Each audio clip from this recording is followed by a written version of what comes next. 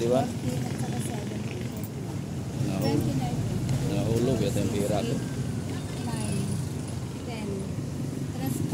3 pa.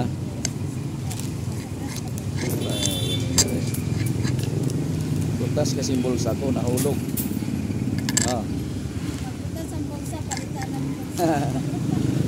Hindi pa natahi. Sige, sige. Siya na po. Ay, mga idol. Ay, paro-paro. Sumama sa akin. Ingat na kayo, Lord. Please.